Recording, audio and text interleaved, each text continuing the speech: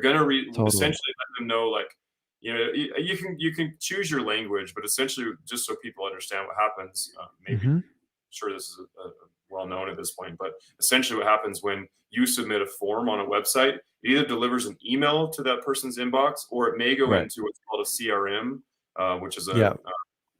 like client, what was CRM mean? Relationship manager. Yeah. Relation Customer management, relationship yes, so it's manager. Yeah. basically a database of clients that maybe like Salesforce or something like that, where Yeah. people will actually respond to you using Salesforce rather than just an email. It's a little more like, I guess, elegant way of handling these things, but it's also Right. more elaborate and takes more setup and things like that. But that's kind of Right. the only solution, because with something like a CRM, you have what's called closed loop reporting. And that's amazing because then you can actually tie back, literally, you can tie back revenue back Mm, into campaign originating campaign source. So it's a really good way of yeah. tracking.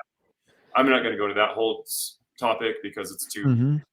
irrelevant probably for now. But that would be the ideal situation is you Hmm. have clients submit to you through a database, and then you have a big database full of all the people who contacted you, and then you have somebody who's working all of those leads to Yeah. turn them into booked appointments.